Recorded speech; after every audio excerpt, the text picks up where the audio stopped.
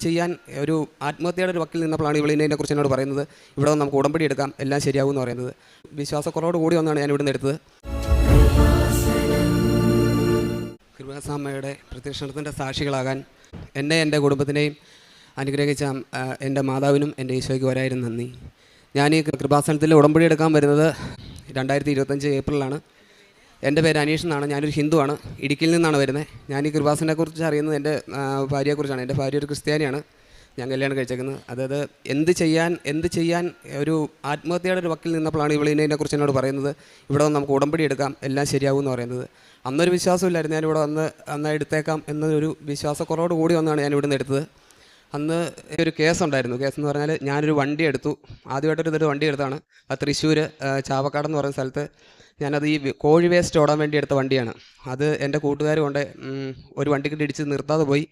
കേസെന്ന് പറഞ്ഞാൽ ഭയങ്കര കേസായി. പിന്നെ അവർ അവിടെ ഹാജരാകാതെ വന്ന് വാറണ്ടായി. എൻ്റെ പേരിൽ കേസായി. ഒരു 9 വർഷം ആ കേസ് നീണ്ടു. ഒരു 15 ലക്ഷത്തോളം രൂപ വക്കീൽ എൻ്റെ നിന്ന് മേടിച്ചു. പൈസ ആഴ്ചയിൽ 7000, 4000, 2000 വെച്ച് മേടിച്ചുകൊണ്ടിരിക്കുമായിരുന്നു. ഒരു സുപ്രഭാതത്തിൽ എന്നിട്ട് ഞാനിവിടെ വന്ന് ഞങ്ങൾ പ്രാർത്ഥന തുടങ്ങി. രാവിലെ നീലത്തിരി കത്തിച്ചു. നീലത്തിരി കത്തിച്ചതിൻ്റെ ഒരു അനുഗ്രഹമായിട്ട് ഞങ്ങൾക്കൊരു മാതാവിൻ്റെ രൂപം തിരിൽ നിന്നും കിട്ടി. അതിൻ്റെ പിറ്റേ ദിവസം എന്നെ ശിക്ഷിക്കും എന്ന് പറഞ്ഞ കേസ് വരണമെന്ന് പറഞ്ഞ കേസ് വക്കീൽ എന്നോട് ഇങ്ങോട്ട് വിളിച്ചിട്ട് പറഞ്ഞു, ഇനി കോടതി വരണ്ട, ആ കേസ് തള്ളിപ്പോയി, ഇനി നീ കോടതിയിലേക്ക് വരണ്ടെന്ന് പറഞ്ഞു. പിന്നെ രണ്ടാമത്തെ കാര്യം, ഈ കേസിൻ്റെ പേരിൽ എൻ്റെ കൂട്ടുകാരുടെ കയ്യിൽ നിന്ന് ഞാൻ കുറച്ച് പൈസകൾ കടം വാങ്ങി. ഒരു 5-6 ലക്ഷം രൂപ കടം വാങ്ങി. ഇത് കുറച്ച് നാൾ കഴിഞ്ഞപ്പോൾ ഇവർ ഭയങ്കര പ്രശ്നത്തിലാക്കി. കാരണം പൈസ ഞങ്ങൾക്ക് ഇപ്പം തന്നെ വേണം, അല്ലാതെ ഒരു മാർഗ്ഗമില്ല, ഞങ്ങൾ അത് വീണ്ടും കേസാക്കുമെന്ന് പറഞ്ഞു. അന്നേരം എനിക്ക് ജോലിയോ കാര്യങ്ങളോ ഒന്നുമില്ല. ആ സമയത്ത് ഞങ്ങൾ വാടകയ്ക്കാണ് താമസിക്കുന്നത്. ആ സമയത്ത് ജോലിയോ കാര്യങ്ങളൊന്നുമില്ല.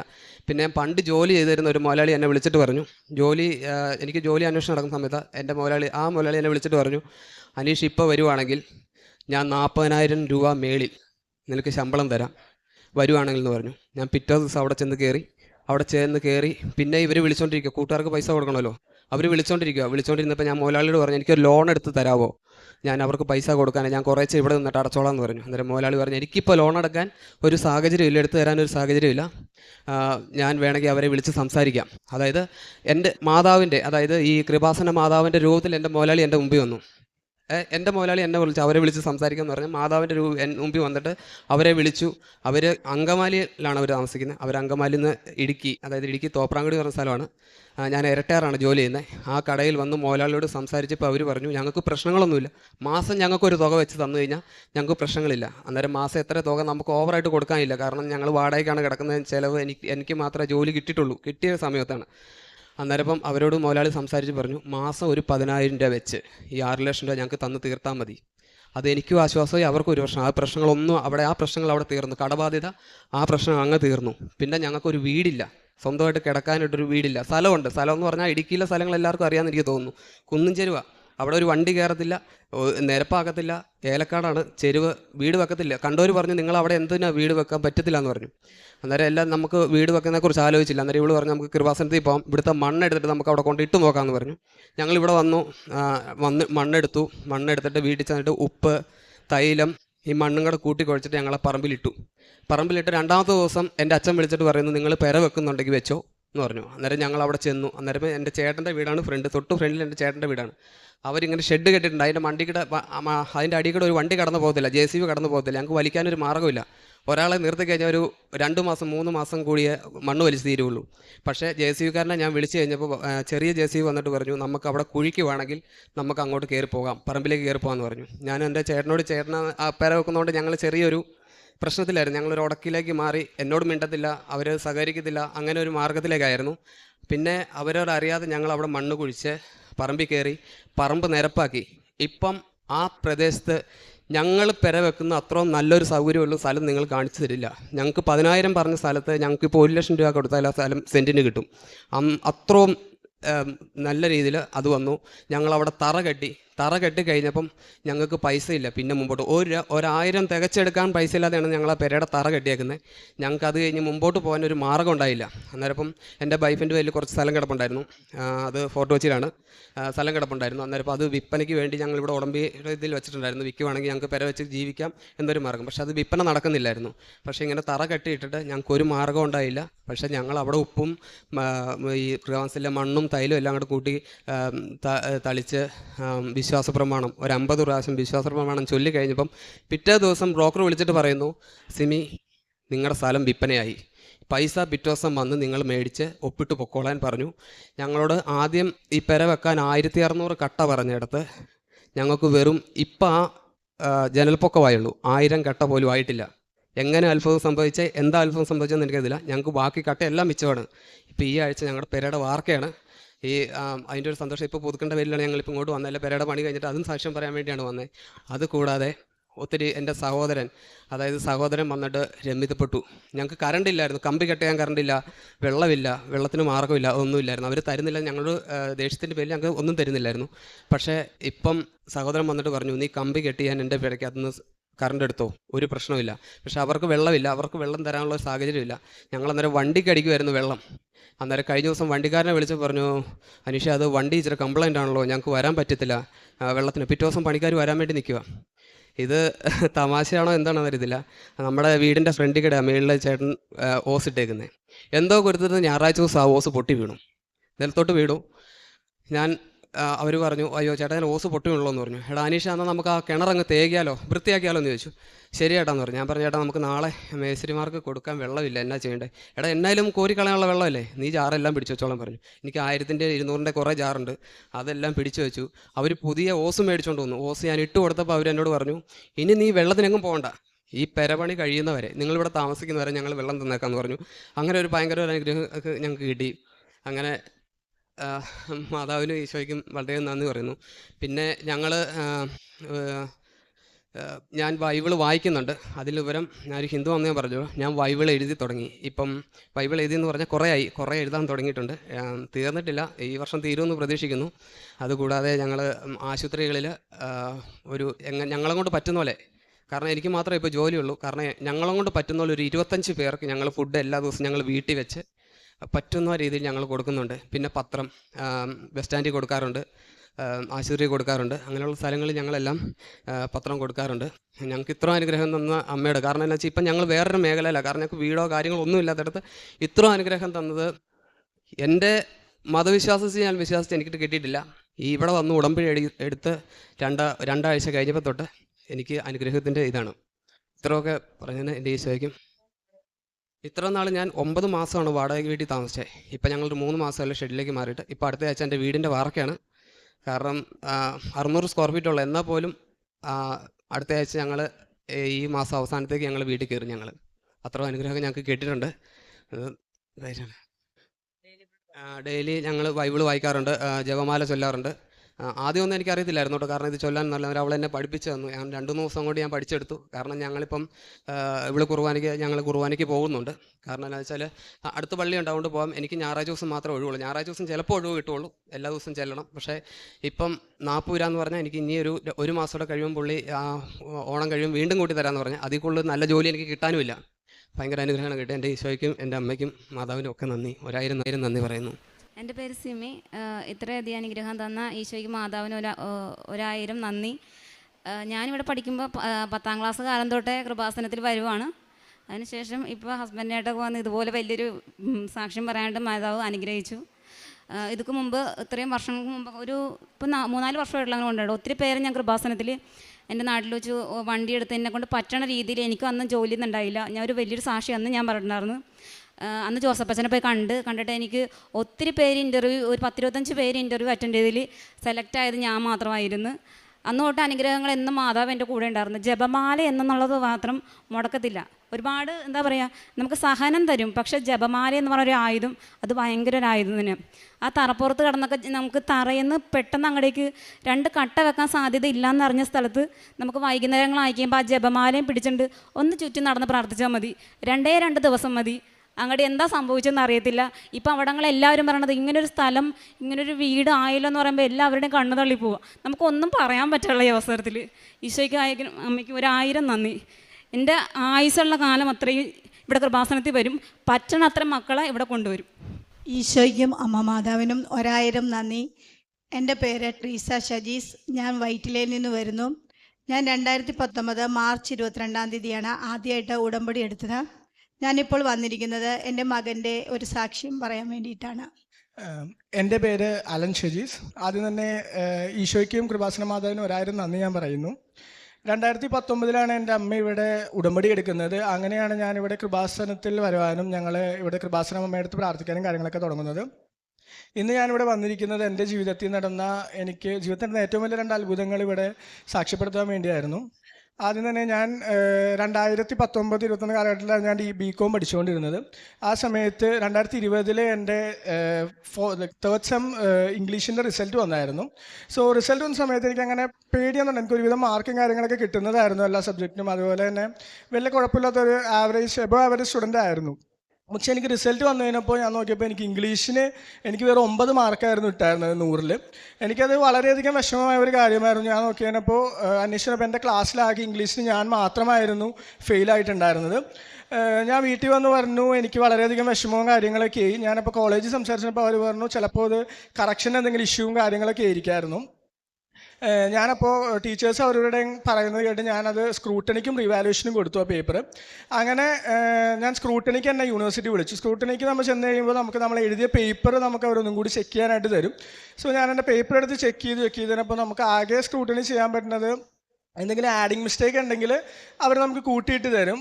പക്ഷേ വേറെ എന്തെങ്കിലും കറക്ഷൻ മിസ്റ്റേക്ക് ആണെങ്കിൽ നമുക്ക് ഒന്നും കൂടി അത് റിവാലുവേഷനോ അല്ലെങ്കിൽ ഒന്നും കൂടി ആ എക്സാം സപ്ലിമെൻ്ററി ആയിട്ട് എഴുതിയെടുക്കാനേ പറ്റുള്ളൂ.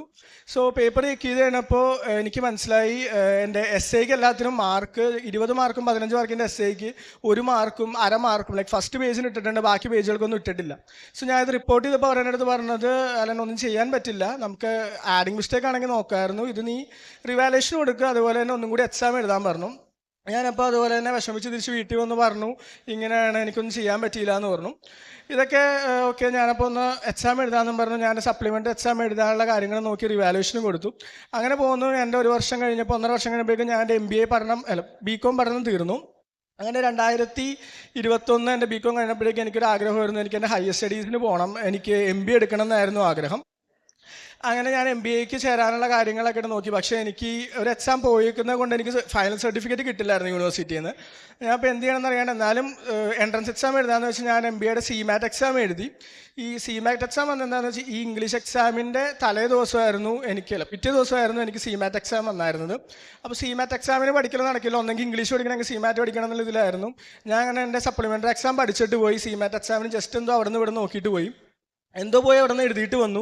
പക്ഷേ എൻ്റെ CMAT എക്സാമിൻ്റെ റിസൾട്ട് വന്നു കഴിഞ്ഞപ്പോൾ എനിക്ക് അത്ഭുതപ്പെടുന്ന വിധത്തിലായിരുന്നു. വളരെയധികം ഞാൻ ഒട്ടും പ്രതീക്ഷിക്കാത്ത വിധത്തിലൊരു മാർക്കായിരുന്നു എനിക്ക് മാതാവ് നൽകിയിരുന്നത്. ഇതിൻ്റെ റിസൾട്ടും കാര്യങ്ങളൊക്കെ ആയിട്ട് ഞാനപ്പോൾ MBAക്ക് ഒരു കോളേജിൽ കാക്കനാടുള്ള ഒരു കോളേജിൽ പോയി ഞാൻ MBAക്ക് അവിടെ അന്വേഷിച്ചപ്പോൾ ഞങ്ങൾ അവിടുത്തെ പ്രിൻസിപ്പളിനോട് കുറച്ച് നേരം സംസാരിച്ചു. പുള്ളിക്കാരി കുറച്ച് നേരപ്പോൾ വന്നിട്ട് പറഞ്ഞു ഇൻ്റർവ്യൂ കാര്യങ്ങളൊന്നും വേണ്ട, നിനക്ക് നീ ഒരു കാര്യം നീ ചേരുന്നുണ്ടെങ്കിൽ നീ എപ്പോഴാണെന്ന് വെച്ചാൽ വന്ന് കോളേജിൽ വന്ന് ചേർന്നു, നിൻ്റെ ബാക്കി അക്കാഡമിക്സും പിന്നെ ഈ എൻട്രൻസ് എക്സാമിൻ്റെ മാർക്ക് വെച്ച് ഞങ്ങൾക്ക് ഇത് തരാമെന്ന് പറഞ്ഞു. ഞാൻ പറഞ്ഞു എനിക്ക് സർട്ടിഫിക്കറ്റ്സും കാര്യങ്ങളൊന്നും ഇല്ല. അപ്പോൾ അവർ പറഞ്ഞു എൻ്റെ അടുത്ത് 6 months ഗ്യാപ്പ് അവർ തരാം, യൂണിവേഴ്സിറ്റിക്ക് സർട്ടിഫിക്കറ്റ് സബ്മിറ്റ് ചെയ്യുന്നതിന് മുമ്പ് എനിക്ക് MBA കോളേജിന് സർട്ടിഫിക്കറ്റ് കൊടുക്കാം, പറ്റിക്കഴിഞ്ഞാൽ എനിക്ക് MBAക്ക് അവിടെ കണ്ടിന്യൂ ചെയ്യാമെന്ന് പറഞ്ഞു. ഇല്ലെങ്കിൽ പക്ഷേ എനിക്കത് ഡ്രോപ്പ് ചെയ്യേണ്ടി വരുമായിരുന്നു. ഞാൻ ഓക്കെ പോവാം എന്നുള്ള ഇതിൽ ഞാൻ അമ്മയായിട്ട് വന്ന് പറഞ്ഞു. ഞങ്ങൾ മാതാവിൻ്റെ അടുത്ത് പ്രാർത്ഥിക്കലും കാര്യങ്ങളൊക്കെ ഡെയിലി ഉണ്ടായിരുന്നു. ഞങ്ങൾ അന്ന് വന്നു MBA അഡ്മിഷൻ എടുക്കുന്നതിന് അന്ന് ഇവിടെ കൃപാസനത്തിൽ വന്നു. ഞങ്ങൾ എന്ത് കാര്യങ്ങൾ ഞങ്ങളുടെ ജീവിതത്തിൽ പുതിയതെടുക്കുന്നതിന് മുമ്പ് ഈവൻ എന്ത് കാര്യങ്ങളാണെങ്കിലും ഞങ്ങൾ 4 പേര്, ഞാനും പപ്പയും അനിയനും അമ്മയും കൂടി ഇവിടെ വന്ന് പ്രാർത്ഥിച്ച്, ഇവൻ രാത്രി ആയിരിക്കും ചിലപ്പോൾ വന്നിട്ടായിരിക്കും ഞങ്ങൾ ഒരു 7 മണി 8 മണി ആ ടൈമിൽ വന്ന് ഇവിടെ വന്ന് പ്രാർത്ഥിച്ച് ഒരു ജപമാലയൊക്കെ വെച്ചിട്ടാണ് തിരിച്ചു പോകാറ്. അങ്ങനെ ഇവിടെ ഒന്ന് പ്രാർത്ഥിച്ചു കഴിഞ്ഞ് ഞങ്ങൾ തിരിച്ചു പോയി. MBAക്ക് ജോയിൻ ചെയ്തു. MBA വലിയ കുഴപ്പമില്ലാണ്ട് പോയി. അങ്ങനെ 6 മാസം ആകുന്നതിന് 2 ആഴ്ച മുമ്പ് എന്നെ കോളേജിൽ നിന്ന് വിളിച്ചിട്ട് അവർ പറഞ്ഞു അലൻ ഇനി 2 മാസം കൂടി ഗ്യാപ്പുള്ളൂ, അതിനുള്ളിൽ നിന്ന് സർട്ടിഫിക്കറ്റ് അല്ലെങ്കിൽ നിനക്ക് ഡ്രോപ്പ് ഔട്ട് ചെയ്യേണ്ടി വരുമെന്ന് പറഞ്ഞു. ഞാനപ്പോൾ വീട്ടിൽ വന്നിട്ട് പറഞ്ഞു അമ്മ ഇങ്ങനെയാണ് മിക്കവാറും നമ്മുടെ MBA പോകുന്ന തോന്നണേന്ന് പറഞ്ഞു. അമ്മ പറഞ്ഞു നീ എന്തായാലും മാതാവിൻ്റെ അടുത്ത് പ്രാർത്ഥിക്കുക, നന്നായിട്ട് കുഴപ്പമൊന്നും ഉണ്ടാവില്ല, നമുക്കത് കിട്ടുമെന്ന് പറഞ്ഞു. അങ്ങനെ ഞങ്ങൾ മാതാവിനോട് പ്രാർത്ഥിച്ചു. പിന്നെ നമുക്ക് വന്ന വേറെ പ്രശ്നം എന്ന് വെച്ചാൽ ഈ പറഞ്ഞതിന് ഒരാഴ്ച മുമ്പ് പൂജ ഹോളിഡേയ്സ് വരുമായിരുന്നു. അപ്പോൾ പൂജ ഹോളിഡേയ്സ് കഴിഞ്ഞിട്ടുള്ള ആഴ്ച എനിക്ക് സബ്മിറ്റ് ചെയ്യാൻ വേണം. അപ്പോൾ പൂജ ഹോളിഡേയ്സിന് മുമ്പ് എനിക്ക് സർട്ടിഫിക്കറ്റ് കിട്ടിയില്ലെങ്കിൽ എൻ്റെ ഇത് ഡ്രോപ്പ് ചെയ്യാന്നുള്ളത് എനിക്ക് വേറെ ഓപ്ഷൻ ഉണ്ടായിരുന്നില്ല. ഞങ്ങൾ ഇതുപോലെ ഒരു വെള്ളിയാഴ്ച പൂജ ഹോളിഡേയ്സ് തുടങ്ങുന്നതിന് മുമ്പുള്ള ഒരു വെള്ളിയാഴ്ച വീക്കെൻഡ് ഞങ്ങൾ ഇതുപോലെ ഇവിടെ വന്നിരുന്ന് പ്രാർത്ഥിച്ചു. എല്ലാം കഴിഞ്ഞ് വീട്ടിൽ പോയി കിടന്ന് ഉറങ്ങി. പിറ്റേ ദിവസം രാവിലെ ഞാൻ വെറുതെ സൈറ്റിൽ കയറിയിട്ട് സർട്ടിഫിക്കറ്റ് ഇതെടുത്ത് നോക്കിക്കഴിഞ്ഞപ്പോൾ എൻ്റെ ഇംഗ്ലീഷിൻ്റെ റിസൾട്ട് വന്നിട്ടുണ്ടായിരുന്നു. ഞാൻ റീവാലുവേഷൻ കൊടുത്തത് വന്നില്ലായിരുന്നു, പക്ഷേ ഞാൻ സപ്ലിമെൻ്റ് എഴുതിയതിന് വന്നിട്ടുണ്ടായിരുന്നു. ആ എക്സാമിന് ഞാൻ പാസ്സായിട്ടുണ്ടായിരുന്നു. ഒരുവിധം നല്ല മാർക്കോടുകൂടി എനിക്ക് പാസ്സാകാൻ പറ്റിയായിരുന്നു. ഇതായിരുന്നു എൻ്റെ ജീവിതത്തിൽ അമ്മ മാതാവ് തന്ന ഏറ്റവും വലിയൊരു അത്ഭുതം. അല്ലെങ്കിൽ ഞാൻ ഏകദേശം എൻ്റെ ഒരു സെമസ്റ്റർ തന്നെ പഠിച്ചു കഴിഞ്ഞായിരുന്നു, 6-7 മാസം കഴിഞ്ഞായിരുന്നു. ഞാൻ അത് MBA അവിടെ വെച്ച് ഡ്രോപ്പ് ചെയ്യേണ്ട വന്നേനായിരുന്നു. പക്ഷേ എനിക്ക് മാതാവ് അവിടെ തന്നെ രക്ഷിച്ചു. എനിക്ക് എൻ്റെ MBA അങ്ങോട്ട് കണ്ടിന്യൂ ചെയ്യാൻ പറ്റി. അതുപോലെ തന്നെ ധാരാളം അനുഗ്രഹങ്ങൾ എനിക്ക് ആ കോളേജ് വെച്ച് തന്നെ എനിക്ക് കിട്ടിയായിരുന്നു. പിന്നീട് എനിക്ക് ഖത്തർ ഈ 2022 ഫിഫ വേൾഡ് കപ്പ് ഖത്തറിൽ വെച്ച് നടന്ന വേൾഡ് കപ്പിന് വോളണ്ടിയറായിട്ട് പോകാനുള്ള ഒരു അവസരം എനിക്ക് എൻ്റെ കോളേജിൽ നിന്നുണ്ടായിരുന്നു. ഞങ്ങളുടെ കോളേജ് അതിൻ്റെ ഒരു സ്പോൺസറായിരുന്നു. അപ്പോൾ അതിന് കുറേ തടസ്സങ്ങളുണ്ടായിരുന്നു. നമുക്ക് ഹെൽത്ത് ഫിസിക്കൽ ഓക്കെ ആയിരിക്കണം, അതുപോലെ അവരുടെ ഇൻ്റർവ്യൂവും കാര്യങ്ങളും പാസ്സാകണം. അങ്ങനെ കുറേ കാര്യങ്ങളൊക്കെ ഓക്കെ ആണെങ്കിൽ മാത്രം നമുക്കതിന് പോകാൻ പറ്റുള്ളൂ. അതുപോലെ തന്നെ അവർ പറഞ്ഞു പാസ്പോർട്ട് വിത്തിൻ 1 വീക്കിനുള്ളിൽ സബ്മിറ്റ് ചെയ്യുകയാണെങ്കിൽ മാത്രം എനിക്ക് ഇൻ്റർവ്യൂവിനുള്ള ഇതുപോലും കിട്ടുള്ളൂ, ക്വാളിഫൈ ആവുള്ളൂ എന്ന് പറഞ്ഞു. ഞാൻ ഇതുപോലെ തന്നെ അമ്മയെടുത്ത് പറഞ്ഞു, അമ്മ എനിക്കിങ്ങനെ ഒരു ഓപ്ഷൻ ഇത് വന്നിട്ടുണ്ട്, എനിക്കതിന് പോകണം എന്നുണ്ട്. ഈവൻ തോ എനിക്ക് കോളേജിൽ നിന്ന് ആകെ 5 ഫ്രണ്ട്സ് മാത്രമേ ഉള്ളൂ, എന്നാലും ഇങ്ങനെ ഒരു അവസരം കിട്ടിയത്, അതും ഫ്രീ ഓഫ് കോസ്റ്റിൽ നമുക്ക് ലൈക്ക് ഓൾമോസ്റ്റ് ഒരു 65 ഡേയ്സ് നമുക്ക് ഖത്തറിലെ ഫിഫ വേൾഡ് കപ്പ് അവരുടെ മാച്ചസും കാര്യങ്ങളും വോളണ്ടിയേഴ്സായിട്ട് നമുക്ക് അവർ പ്രവർത്തിക്കാൻ പറ്റും. വിത്ത് സ്കൈഫൻ്റെ ആയിരുന്നു. ഞാനപ്പോൾ ഇതിന് അറ്റൻഡ് ചെയ്തു, ഇൻ്റർവ്യൂവിന് അറ്റൻഡ് ചെയ്തു. ഇൻ്റർവ്യൂ അവരെന്നെ ക്വാളിഫൈ ചെയ്തു. അത് കഴിഞ്ഞിട്ട് എൻ്റെ ഫിസിക്കും കാര്യങ്ങളൊക്കെ ഉണ്ടായിരുന്നു, അതും ക്വാളിഫൈ ചെയ്യാൻ പറ്റി. പിന്നീട് ഈ പറഞ്ഞ പോലെ എനിക്ക് ഇൻ്റർവ്യൂ കഴിഞ്ഞിട്ട് എനിക്ക് ഈ പറഞ്ഞ പോലെ പാസ്പോർട്ടിൻ്റെ ഒരു ഇഷ്യൂ ഉണ്ടായിരുന്നു. പാസ്പോർട്ട് ലൈക്ക് യൂഷ്വലി ഒരു ടൈം എടുക്കുമായിരുന്നു, പക്ഷേ ഞാൻ പാസ്പോർട്ട് അപ്ലൈ ചെയ്തു. എനിക്ക് 3-ാം ദിവസം എൻ്റെ വീട്ടിൽ പാസ്പോർട്ട് എത്തി. അങ്ങനെ എനിക്ക് അതിനും പോകാനുള്ള കാര്യങ്ങളൊക്കെ പറ്റിയായിരുന്നു. രണ്ടാമത്തെ അത്ഭുതം എന്ന് പറയുന്നത് എനിക്കൊരു ജോലി കിട്ടിയ കാര്യമായിരുന്നു. ഞാനിപ്പോൾ ഇൻഫോപാക്കിൽ ഒരു കമ്പനിയിൽ വർക്ക് ചെയ്യുകയാണ്. ഇപ്പോൾ ഏകദേശം ഒരു 4-4.5 മാസമായി. ഞാൻ ഇതൊക്കെ കഴിഞ്ഞ് കഴിഞ്ഞിട്ട് എൻ്റെ MBA ഏകദേശം തീരാറായപ്പോൾ എനിക്ക് ഒരാഗ്രഹം ഉണ്ടായിരുന്നു, എനിക്ക് ക്യാമ്പസ് പ്ലേസ്മെൻറ്റ് ത്രൂ തന്നെ ജോലി ലഭിക്കണം എന്നുള്ളത്. അപ്പോൾ ക്യാമ്പസ് പ്ലേസ്മെൻറ്റ് ലഭിക്കണമെങ്കിൽ ഞാൻ MBA ഫിനാൻസ് എടുത്തേക്കുന്ന സ്റ്റുഡൻ്റ് ആയിരുന്നു. അതുകൊണ്ട് തന്നെ ഞങ്ങളുടെ കോളേജിൽ MBA ഫിനാൻസിൽ വരുന്ന ജോലികൾ വളരെ കുറവായിരുന്നു. വന്നാൽ തന്നെ നമുക്ക് പാക്കേജും കാര്യങ്ങളൊക്കെ കുറവായിരുന്നു. ഞാനപ്പോൾ എന്ത് ചെയ്യണമെന്ന് പറഞ്ഞാൽ ഒന്നിനും അപ്ലൈ ചെയ്യാണ്ടിരിക്കുമായിരുന്നു. അങ്ങനെ വന്നപ്പോൾ ഏകദേശം തീരാറായി, പ്ലേസ്മെൻറ്റ് തീരാറായ ഒരു സമയമായപ്പോൾ ഒരു കമ്പനി വന്നു, Bangalore based real estate company ആയിരുന്നു. അവർ പറഞ്ഞു നിനക്ക് ഏത് സ്ട്രീമാണെങ്കിലും കുഴപ്പമില്ല, നമുക്കിവിടെ ഏകദേശം എല്ലാ സ്ട്രീമും ഉണ്ട്, നീ അപ്ലൈ ചെയ്തോളാൻ പറഞ്ഞു. ഞാനങ്ങനെ അപ്ലൈ ചെയ്തു.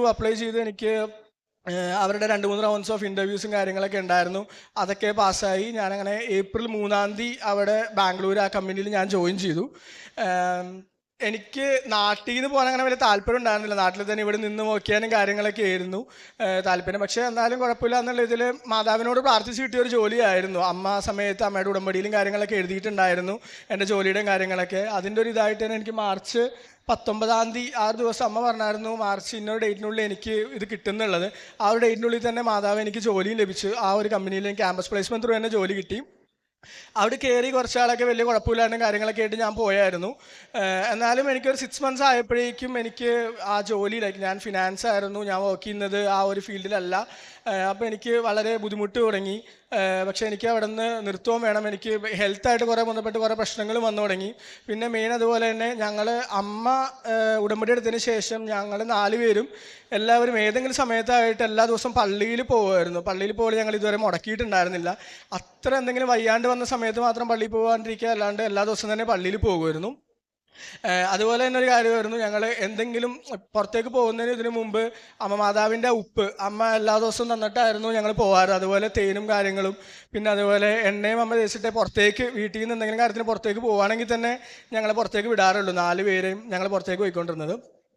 അങ്ങനെ ബാംഗ്ലൂർ അവിടെ നിന്ന് പോരണമെന്നുണ്ടെങ്കിലും ഞാൻ ഇത്ര നാളും വർക്ക് ചെയ്തതിൻ്റെ ഒരു വലിയൊരു എമൗണ്ട് ഇൻസെൻറ്റീവ്, ഒരു വലിയ തുക അവിടെ ഉണ്ടായിരുന്നു. പക്ഷേ എനിക്ക് ഏപ്രിലാകുമ്പോൾ ഒരു വർഷത്തിനുള്ളിൽ തന്നെ ഇറങ്ങണമെന്നുണ്ടായിരുന്നു. പക്ഷേ ഇൻസെൻറ്റീവ് റിലീസ് ചെയ്യണമെങ്കിൽ അടുത്ത വർഷം ഏകദേശം ഒരു ഓഗസ്റ്റ് സെപ്റ്റംബർ കഴിഞ്ഞാൽ എനിക്ക് അതിൻ്റെ ഇൻസെൻറ്റീവ് റിലീസ് ആവുള്ളൂ. അവരുടെ ആ ഒരു പ്രോസസ്സ് അനുസരിച്ച് അങ്ങനെയായിരുന്നു. അപ്പോൾ അത് ഒരു വലിയൊരു എമൗണ്ട് ഉള്ളതുകൊണ്ട് തന്നെ എനിക്കത് അവിടെ ഇട്ടിട്ട് പോരാനൊരു മടിയായിരുന്നു. അപ്പോഴാണ് അമ്മ എൻ്റെ അടുത്ത് ഈ ക്യാൻഡിൽ ലൈറ്റ് പ്രയറിൻ്റെ കാര്യങ്ങളും ഇതൊക്കെ പറഞ്ഞത്. ഉടമ്പടി എടുക്കാൻ നിനക്ക് പറ്റില്ലെങ്കിൽ ഒരു കാര്യം ക്യാൻഡിൽ ലൈറ്റ് പ്രയർ ഇട്ട് പ്രാർത്ഥിക്കാൻ പറഞ്ഞു. അന്നുകൊണ്ട് ഞാൻ ഈ ക്യാൻഡിൽ ലൈറ്റ് പ്രയറിൽ ഇട്ട് പ്രാർത്ഥിക്കാൻ തുടങ്ങിയതും ഞാൻ ഇതുവരെ ചെയ്തേക്കുന്ന ക്യാൻഡിൽ പ്രെയർ വെച്ച് പ്രാർത്ഥിച്ചേക്കുന്ന ഒരു കാര്യം പോലും എനിക്ക് ഇതുവരെ നടന്ന് കിട്ടാണ്ടിരുന്നിട്ടില്ല. ലൈക്ക് ഞാനപ്പോൾ അന്ന് ഞാനിതുപോലെ ക്യാൻഡിൽ പ്രെയർ വെച്ച് പ്രാർത്ഥിച്ചു, എനിക്ക് അമ്മ എനിക്ക് ഇവിടെ പറ്റുന്നില്ല, എനിക്കെന്ന് വെച്ചാൽ പിന്നെ എനിക്ക് പള്ളിയിലും കാര്യങ്ങളൊന്നും പോകാനേ പറ്റുന്നത് വെച്ചാൽ ഞങ്ങൾക്ക് ഈ സെയിൽസ് ഫീൽഡ് ആയതുകൊണ്ട് തന്നെ ഈവൻ തോ സൺഡേ ആണെങ്കിൽ പോലും ജോലിയുണ്ട്, സാറ്റർഡേ സൺഡേ ജോലിയുണ്ട്, ട്യൂസ്ഡേ ഒരു ദിവസം ഓഫ് കിട്ടുന്നത്. അപ്പോൾ സൺഡേ ആണെങ്കിലും രാവിലെ ജോലിക്ക് പോകണം, പള്ളിയിൽ പോലും കാര്യങ്ങൾ നടക്കില്ല, തിരിച്ചു വരുമ്പോൾ രാത്രിയാവും. അപ്പോൾ എൻ്റെ പള്ളിയിൽ പോലും കാര്യങ്ങളൊക്കെ പോയി കുമ്പസാരം ആ കാര്യങ്ങളൊന്നും നടക്കുന്നില്ല. ഇതൊക്കെ ഇന്നപ്പോഴേക്കും ഞാൻ മാതാവിനോട് പ്രാർത്ഥിച്ചു, മാതാവ് എനിക്ക് ആ ഇൻസെൻറ്റീവ് കിട്ടിയായിരുന്നെങ്കിൽ എനിക്ക് എത്രയും പെട്ടെന്ന് ഇവിടെ നിന്ന് ഇറങ്ങാമായിരുന്നല്ലോ എന്നുള്ളത്. അങ്ങനെ ഞാൻ പ്രാർത്ഥിച്ചു. എനിക്ക് ഒരു ജാനുവരി ഫെബ്രുവരി ഇതുവരെ ആ കമ്പനിയുടെ ഹിസ്റ്ററിയിൽ ഞാൻ കേട്ടിട്ടില്ല. ഞാൻ സീനിയേഴ്സിനോട് ചോദിച്ചപ്പോൾ അവർ പറഞ്ഞത് നിനക്ക് പോകാം, പക്ഷെ നിനക്ക് ഇൻസെൻറ്റീവ് കിട്ടില്ലെന്നാണ് പറഞ്ഞത്. പക്ഷേ എനിക്ക് ഫെബ്രുവരി ആയി കഴിഞ്ഞപ്പോൾ എനിക്ക് ഒരു എമൗണ്ട് പോലും അവർ ഹോൾഡ് ചെയ്യാണ്ട് എനിക്ക് ആ എമൗണ്ട് ഫുള്ളായിട്ട് എനിക്ക് അവർ ഇൻസെൻറ്റീവ് എൻ്റെ മൊത്തത്തിൽ അവർ റിലീസ് ചെയ്ത് തന്നിരുന്നു. ഞാൻ അപ്പോൾ തന്നെ എനിക്ക് കിട്ടിയപ്പോൾ തന്നെ ഞാൻ വേഗം അമ്മയെടുത്ത് വിളിച്ചിട്ട് പറഞ്ഞു, അമ്മേ ഞാൻ ഇങ്ങനെ ക്യാൻഡിൽ പ്രെയർ എടുത്ത് പ്രാർത്ഥിച്ചായിരുന്നു, എനിക്കിങ്ങനെ എൻ്റെ ഇൻസെൻറ്റീവ് റിലീസ് ചെയ്തിട്ട് മാത്രമേ എനിക്ക് ഇറങ്ങാൻ പറ്റുള്ളൂ എന്നുള്ളത്. അതുപോലെ തന്നെ എനിക്കിത് ഇൻസെൻറ്റീവ് ഫുൾ എമൗണ്ട് എൻ്റെ റിലീസ് ചെയ്ത് കിട്ടിയിട്ടുണ്ടെന്ന് പറഞ്ഞു. അപ്പോൾ ഓക്കെ, ഞങ്ങൾ അമ്മയൊക്കെ ഇവിടെ ഒന്ന് പ്രാർത്ഥിച്ചു കാര്യങ്ങളൊക്കെ. ഞാൻ പിന്നെ ബാംഗ്ലൂരിൽ നിന്ന് 1 മാസത്തിനുള്ളിൽ തന്നെ എനിക്ക് ഇറങ്ങണമായിരുന്നു. എനിക്ക് ഹെൽത്തൊക്കെ വളരെ വയ്യാണ്ടായി, പിന്നെ അവിടെ നിൽക്കാനും പറ്റുന്നില്ല. അങ്ങനെ എനിക്ക് ഏപ്രിൽ 4-ാം തീയതി എൻ്റെ 1 വർഷമാവും. ഞാനപ്പോൾ ഏപ്രിൽ 3-ാം തീയതി എൻ്റെ HR അടുത്ത് എന്നിട്ട് ഞാൻ പറഞ്ഞു, മാം ഇങ്ങനെ ഞാൻ ഇറങ്ങുവാണ്, എനിക്കിങ്ങനെ കുറച്ച് കാര്യങ്ങൾ ഇതൊക്കെയുണ്ട്. അപ്പോൾ അവർ പറഞ്ഞ് പറ്റില്ല, ലൈക്ക് നിനക്ക് 1 മന്ത് നോട്ടീസ് പീരീഡ് സെർവ് ചെയ്തിട്ട് നിനക്ക് ഇറങ്ങാൻ പറ്റുള്ളൂ, അങ്ങനെയാണ് കമ്പനി പ്രൊസീജിയേഴ്സും കാര്യങ്ങളും, ഇല്ലെങ്കിൽ നിനക്കൊന്നും ചെയ്യാൻ പറ്റില്ല എന്ന് പറഞ്ഞു. ഞാൻ അവരുടെ അടുത്ത് പിന്നെ എനിക്ക് ഇനിയും 1 മന്ത് അവിടെ നിൽക്കാമെന്നുള്ള ഒരു ഇതുണ്ടായിരുന്നില്ല. നമ്മൾ ഇനിയും നിന്ന് കഴിഞ്ഞാൽ പിന്നെയും അത് ഡിലേ ആവും, പിന്നെയും സർട്ടിഫിക്കറ്റ്സും കാര്യങ്ങളും കിട്ടാൻ. ഞാനപ്പോൾ ഈ പറഞ്ഞ പോലെ എൻ്റെ അമ്മയുടെ അടുത്ത് വിളിച്ചിട്ട് പറഞ്ഞു, അമ്മ ഇങ്ങനെയൊക്കെയാണ് പറയുന്നത്, എന്താ ചെയ്യേണ്ടതെന്ന്. അപ്പോൾ അമ്മ പറഞ്ഞു, നീ കൃപാസന അമ്മയുടെ അടുത്ത് പ്രാർത്ഥിക്കുക, നീ ഇതുവരെ നിനക്ക് ഇൻസെൻറ്റീവ് ഇറങ്ങുന്നതിന് മുമ്പ് പോകുന്നതിന് മുമ്പ് കിട്ടണമെന്ന് പറഞ്ഞു, ഇതൊക്കെ ഇതുവരെ നടത്തി കിട്ടില്ലേ, നിനക്ക് എല്ലാ കാര്യങ്ങളും അങ്ങനെ തന്നെ നടക്കുന്നു പറഞ്ഞു. ഞാനപ്പോൾ ഓക്കെ എന്നാൽ അങ്ങനെ എന്ന് വെച്ചുള്ള ഇതിൽ ഞാൻ പ്രാർത്ഥിച്ചു. അമ്മയുടെ അടുത്ത് എല്ലാ ദിവസവും വൈകുന്നേരം പ്രാർത്ഥിക്കുമായിരുന്നു. അതുപോലെ ഈവൻ ഞാൻ ഉടമ്പടി എടുത്തിട്ടില്ലെങ്കിലും ഞാൻ ആ 5:30 പ്രാർത്ഥന ഞാൻ എല്ലാ ദിവസവും രാവിലെ ബാംഗ്ലൂരായിരുന്നെങ്കിലും ഞാൻ രാവിലെ എണീറ്റ് എത്തിക്കുമായിരുന്നു. വല്ലപ്പോഴും ഉറങ്ങിപ്പോകുന്നല്ല, അങ്ങനത്തെ ഒരു സമയം അല്ലാണ്ട് ബാക്കി എല്ലാ ദിവസങ്ങളും തന്നെ ഞാൻ എത്തിക്കുമായിരുന്നു. അതുപോലെ ഈവനിങ്ങത്തെ പ്രെയറും ഞാൻ മുടക്കാറില്ലായിരുന്നു. അങ്ങനെ ഞാൻ ഏപ്രിൽ 3-ാം തീയതി അവരെൻ്റെ അടുത്ത് ആദ്യം പറ്റില്ല എന്ന് പറഞ്ഞതായിരുന്നു. ഞാൻ പിന്നെ വൈകുന്നേരം അവരുടെ അടുത്ത് എന്നിട്ട് പറഞ്ഞു, എനിക്ക് റിലീവിംഗ് ലെറ്റർ എക്സ്പീരിയൻസ് സർട്ടിഫിക്കറ്റ് മാത്രം മതി, എനിക്ക് വേറെ ഫൈനൽ സെറ്റിൽമെൻറ്റും കാര്യങ്ങളൊന്നും റിലീസ് ചെയ്ത് തരണ്ട, എനിക്ക് പക്ഷേ എത്രയും പെട്ടെന്ന് എനിക്ക് ഇറങ്ങണം എന്ന് പറഞ്ഞു. അന്ന് ഈവനിങ് ആയപ്പോൾ എൻ്റെ അടുത്ത് HR വിളിച്ചിട്ട് പറഞ്ഞു, ഞാൻ ഓഫീസിൽ അങ്ങനെ എൻ്റെ അടുത്ത് പറഞ്ഞു, ഓക്കെ നിൻ്റെ റിലീവിംഗ് ലെറ്റർ ഞാൻ സൈൻ ചെയ്തേക്കാം, നിനക്ക് ഇന്ന് തന്നെ കമ്പനിയിൽ നിന്ന് ഇറങ്ങാമെന്ന് പറഞ്ഞു. എൻ്റെ അടുത്ത് 1 മന്ത് പറഞ്ഞതായിരുന്നു ഒരു, പക്ഷേ എൻ്റെ അടുത്ത് അന്ന് ഈവനിങ് തന്നെ എൻ്റെ അടുത്ത് കമ്പനിയിൽ നിന്ന് ഇറങ്ങാമെന്ന് പറഞ്ഞു. അങ്ങനെ ഞാൻ അവിടെ നിന്ന് 2 ദിവസം കഴിഞ്ഞപ്പോൾ പപ്പയമ്മയും വന്നു, എന്നെ തിരിച്ച് കൂട്ടിക്കൊണ്ട് പോകുന്നു. ഞാൻ ബാംഗ്ലൂരിൽ നാട്ടിൽ വന്നിട്ടും എനിക്ക് ഏറ്റവും വലിയൊരു ആഗ്രഹമായിരുന്നു, ഞാൻ പഠിച്ച ഫീൽഡിൽ ഫിനാൻസിൽ ഏതെങ്കിലും ഒരു ബിഗ് 4 കമ്പനിയിൽ എനിക്ക് ജോയിൻ ചെയ്യണം എന്നുള്ളത്. അതും കൊച്ചിയിൽ തന്നെ വേണമെന്നായിരുന്നു. അങ്ങനെയൊക്കെ ഞാൻ 1-2 കമ്പനീസിൽ കോളേജിൽ നിന്ന് വന്ന് 1-2 കമ്പനീസിൽ അപ്ലൈ ചെയ്തായിരുന്നു. പക്ഷേ അവരുടെ ലൈക്ക് ഈ എക്സാംസ് ക്രാക്ക് ചെയ്യാൻ ഒരെണ്ണം ഇത്തിരി പാടായിരുന്നു. അടുത്തതിൽ അവർ പിന്നെ എന്തോ ഡിലേയും കാര്യങ്ങളൊക്കെ വന്നു.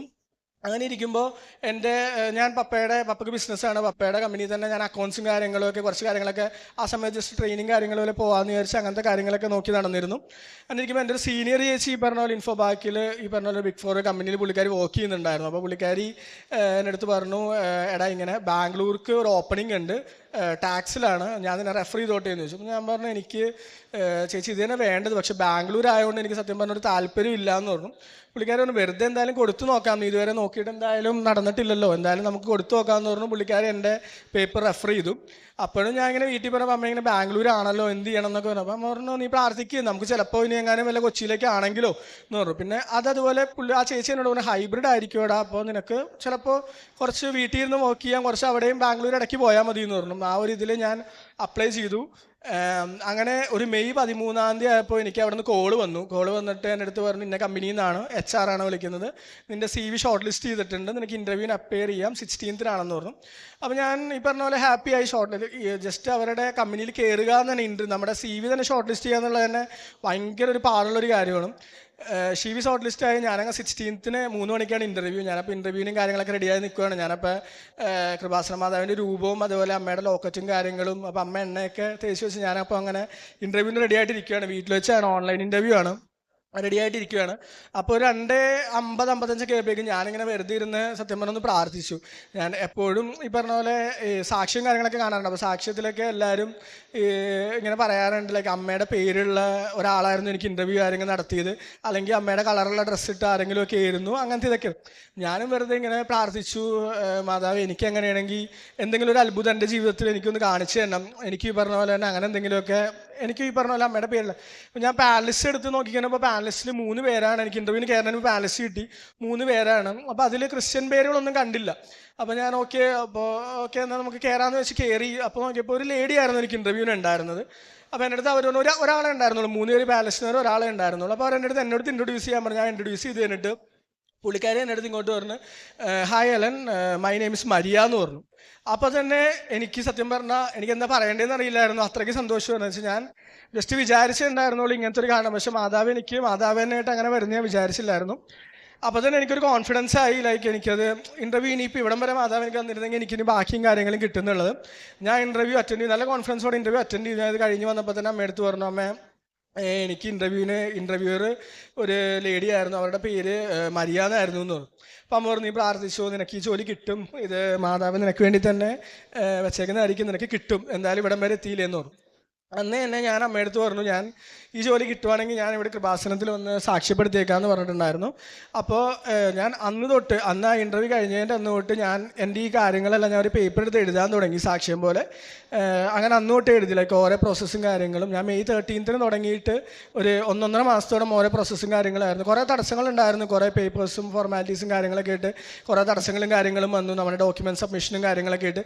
പക്ഷേ എല്ലാം തന്നെ മാതാവ്, ഞാനപ്പോൾ ഓരോ സ്റ്റേജ് വരുമ്പോഴും ഞാൻ ക്യാൻഡിൽ പ്രയർ ഇട്ടിട്ട് പ്രാർത്ഥിക്കും, മാതാവ് എൻ്റെ ഈ ലെവൽ ഇന്നെ ടഫാണ്. ലാസ്റ്റ് ലെവലെത്തിയപ്പോൾ അവരുടെ അടുത്ത് പറഞ്ഞു, സീനിയർ മാനേജർ ലെവലാണ്, കുറച്ചധികം പ്രിപ്പയർ ആയിരിക്കണം, ലൈക്ക് അവരുടെ ഇതനുസരിച്ചിരിക്കും നിൻ്റെ കാര്യങ്ങളൊക്കെ നോക്കുന്നത്. ഞാൻ ഇപ്പോൾ ക്യാൻഡിൽ പ്രയർ ഇട്ട് ഓരോ കാര്യങ്ങളും പ്രാർത്ഥിച്ചുകൊണ്ടിരുന്നു, മാതാവ് ഇന്ന ലെവലാണ്, എനിക്ക് മാതാവ് കൂടെ ഉണ്ടായിരിക്കണം എല്ലാം. പക്ഷേ എനിക്ക് സത്യം പറഞ്ഞാൽ ഇൻ്റർവ്യൂ അത്രയ്ക്ക് എളുപ്പമായിരുന്നു. ലൈക്ക് അവർ വെറുതെ ജസ്റ്റ് എൻ്റെ അടുത്ത് സംസാരിക്കുന്ന പോലെയായിരുന്നു എനിക്ക് എല്ലാ ഇൻ്റർവ്യൂ. അങ്ങനെ അത്ര എളുപ്പത്തോടെയായിരുന്നു ഞാൻ എൻ്റെ ഇൻ്റർവ്യൂസ് എല്ലാം അറ്റൻഡ് ചെയ്തുകൊണ്ടിരുന്നത്. അങ്ങനെ ഇരിക്കെ മെയ് 24 ആയപ്പോഴേക്കും എൻ്റെ അടുത്ത് അവർ പറഞ്ഞു ജോയിൻ ചെയ്യണമെന്ന് പറഞ്ഞു. എൻ്റെ അടുത്ത് HR 2-3 ദിവസം വിളിച്ചിട്ട് പറഞ്ഞു, മെയ് 24 ജോയിൻ ചെയ്യണം, ജൂൺ 24 ജോയിൻ ചെയ്യണം, നീ റെഡി ആയിക്കുമെന്ന് പറഞ്ഞു. ഇതൊക്കെ കഴിഞ്ഞിട്ട് എനിക്ക് ഒരു മെയ് 20, 21 ഓഫർ ലെറ്റർ വന്നില്ല. അപ്പോൾ ഞാൻ HR അങ്ങോട്ട് വിളിച്ചപ്പോൾ അവർ പറഞ്ഞു കുറച്ച് പ്രശ്നങ്ങളും കാര്യങ്ങളും കൊണ്ട് ഹോൾഡ് ചെയ്ത് വെച്ചേക്കുമെന്ന് പറഞ്ഞു. ഞാനപ്പോൾ പിന്നെയും വിഷമത്തിലായി, പിന്നെ ഹോൾഡ് ആയി ഇങ്ങനെയൊക്കെ എന്നുള്ളത്. അപ്പോൾ അമ്മ എനിക്ക് ധൈര്യം തന്നിരുന്നു, നിനക്ക് കിട്ടുമത്, നിനക്ക് ഇവിടം വരെ എത്തിയതെങ്കിൽ നിനക്ക് കിട്ടാനുള്ള തന്നെയാണ്. ഞാനപ്പോൾ HR വിളിച്ചിട്ട് അപ്പോൾ HR പറഞ്ഞു ഇങ്ങനെ കുറച്ച് കാര്യങ്ങളൊക്കെയാണ്. ഞാനപ്പോൾ അതിനൊക്കെ ഓക്കെ പറഞ്ഞു. അവർ അന്ന് വൈകുന്നേരം തന്നെ മെയ് 22 വൈകുന്നേരം തന്നെ, എനിക്ക് ഫ്രൈഡേ ആയിരുന്നു, മെയ് 22 വൈകുന്നേരം തന്നെ, ജൂൺ 22 വൈകുന്നേരം തന്നെ അവരെനിക്ക് എൻ്റെ ഓഫർ ലെറ്റർ എനിക്ക് അവരപ്പോൾ തന്നെ ഇത് ചെയ്ത് തന്നു. എനിക്ക് അവരുടെ അടുത്ത് എന്നാൽ ലേറ്റസ്റ്റ് ജോയിൻ ചെയ്യാൻ പറ്റണേന്ന് പറഞ്ഞു. ഞാൻ പറഞ്ഞു ഏറ്റവും ലേറ്റസ്റ്റ് ആയിട്ടുള്ള ഡേറ്റ് തന്നെ ഞാൻ കയറിക്കോളാം എന്ന് പറഞ്ഞു. അപ്പോൾ എനിക്ക് ജൂലൈ 1 ആയിരുന്നു എനിക്ക് ഡേറ്റ് പറഞ്ഞായിരുന്നു. ജൂലൈ 1 തന്നെ ഞാൻ ജോയിൻ ചെയ്യാമെന്ന് പറഞ്ഞു.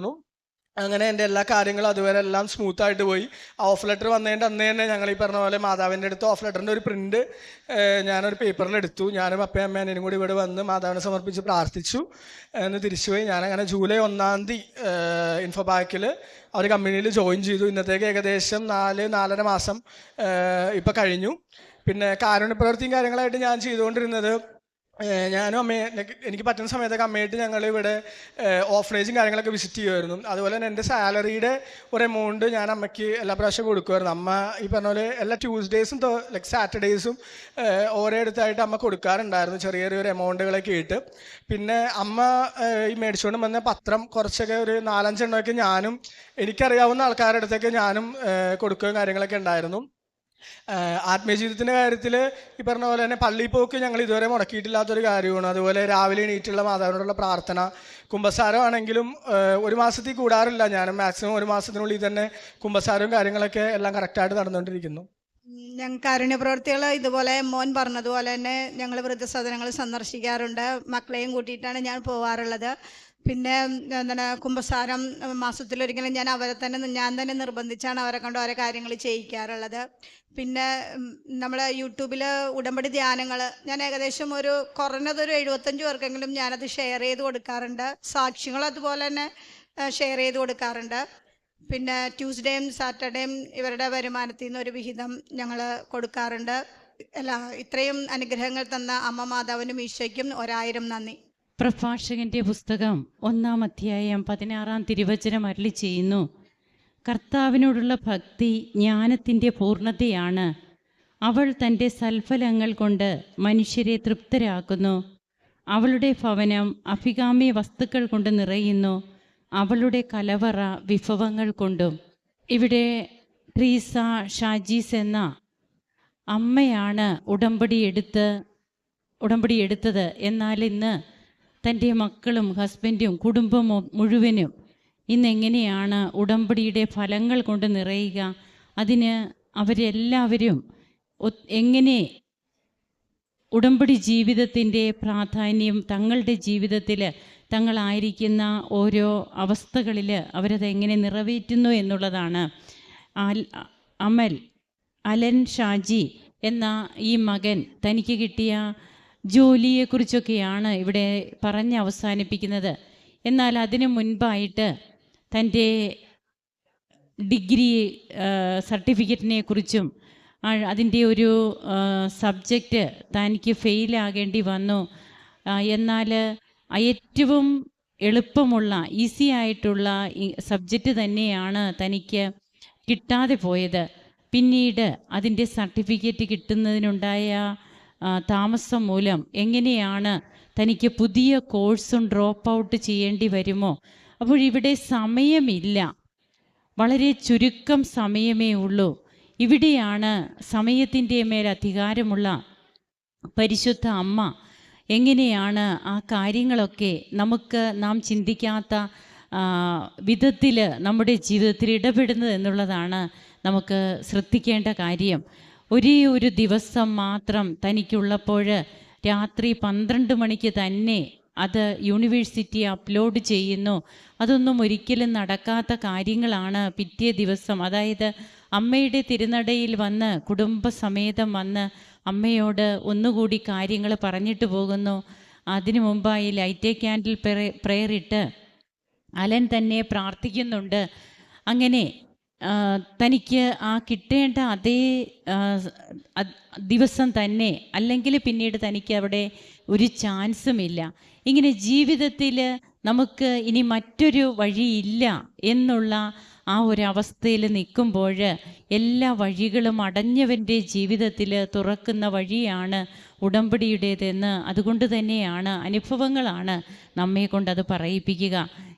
പിന്നീട് തനിക്ക് കിട്ടിയ ജോലി, അത് ആദ്യത്തെ ജോലി തന്നെയാണെങ്കിലും അത് തനിക്ക് സാറ്റിസ്ഫൈഡ് ആകാതെ വന്നത് വിശുദ്ധ കുർബാന മുടങ്ങുന്നു. അതായത് അമ്മ ഉടമ്പടി എടുത്തത് മുതൽ തങ്ങളുടെ കുടുംബം ഒന്നു ചേർന്ന് വിശുദ്ധ കുർബാനയ്ക്കും പ്രാർത്ഥനയ്ക്കുമൊക്കെ പ്രാധാന്യം കൊടുത്തുകൊണ്ടിരുന്നത് പിന്നീട് വിശുദ്ധ കുർബാന മുടങ്ങുന്നു. ഞായറാഴ്ച പോലും തനിക്ക് വിശുദ്ധ കുർബാനയിൽ പങ്കെടുക്കാൻ പറ്റാതെ വരുമ്പോൾ അത് പരിശുദ്ധ അമ്മയോട് സംസാരിക്കുകയാണ്. Light A candle prayer request ഇട്ട് അമ്മയോട് പറയുകയാണ്. പിന്നീട് എങ്ങനെയാണ് ഏറ്റവും നല്ല രീതിയിൽ, അതും ഏറ്റവും നല്ല കമ്പനിയിൽ, ഇന്ത്യയിലെ ടോപ്പ് 4 കമ്പനികളിൽ ഒന്നിൽ തന്നെ ഈ മകന് പിന്നീട് ജോലി ലഭിക്കുന്നു. അതും ബാംഗ്ലൂർ വേണ്ട, കൊച്ചിയിൽ നിന്ന് തന്നെ ചെയ്യാം, വർക്ക് ഫ്രം ഹോമായിട്ട് കൂടുതൽ സമയവും ജോലി ചെയ്യാനുള്ള സാധ്യതകൾ, ഇങ്ങനെയൊക്കെ നാം കേൾക്കുമ്പോൾ ഇവിടെയൊക്കെയാണ് നമ്മുടെ it is not by merit but by grace, നമ്മുടെ യോഗ്യതയല്ല കർത്താവിൻ്റെ കൃപകളാണ് നമുക്കെല്ലാം സാധിച്ചു തരുന്നതെന്ന് നമുക്ക് കൂടുതൽ വ്യക്തമാവുക. അതുകൊണ്ടാണ് കർത്താവിനോടുള്ള ഭക്തി ജ്ഞാനത്തിൻ്റെ പൂർണ്ണതയാണ്. അതുപോലെ അവളുടെ ഭവനം അഭികാമ്യ വസ്തുക്കൾ കൊണ്ട് നിറയുന്നു, അവളുടെ കലവറ വിഭവങ്ങൾ കൊണ്ടും. ഈ മക്കളും ഉടമ്പടി ജീവിതം ഏറ്റെടുത്ത് ചെയ്യുമ്പോൾ താൻ ചെയ്യുന്ന പ്രവർത്തനങ്ങൾ, കാരുണ്യ പ്രവർത്തനങ്ങൾ എങ്ങനെയാണ് മറ്റുള്ളവരെ സഹായിക്കുന്നതിനൊക്കെ തനിക്ക് തൻ്റെ സാലറിയും അതുപോലെ തന്നെ മറ്റ് ബൈ പേഴ്സണായിട്ടും വൃദ്ധസദനങ്ങളിലൊക്കെ പോയിട്ട് അമ്മയോടൊപ്പം മക്കളും എങ്ങനെ ശുശ്രൂഷ ചെയ്യുന്നു, ഇതൊക്കെ തന്നെയാണ് ഇവിടെ ഇന്ന് വന്നതെന്ന് സാക്ഷ്യം പറയുവാൻ ഈ മകനെ യോഗ്യനാക്കിയത്. നമുക്ക് നമ്മുടെ ജീവിതത്തിൽ ദൈവം നമ്മെ തൊട്ട് നിൽപ്പുണ്ട്, നാം അതൊന്ന് ബോധ്യപ്പെട്ടാൽ മാത്രം മതി. ഈ ബോധ്യം നമുക്കുണ്ടാകണമെങ്കിൽ നാം നമ്മുടെ ജീവിതത്തിൽ വിശ്വസ്തരും സത്യസന്ധരുമായിട്ട് ഉടമ്പടിയോട് കൂറു പുലർത്തുന്നവരാകണം. കരങ്ങളടിച്ച് നമുക്ക് ഈശോയ്ക്കും അമ്മയ്ക്കും നന്ദി പറയാം. യേശുവേ നന്ദി, യേശുവേ സ്തുതി, യേശുവേ ആരാധന.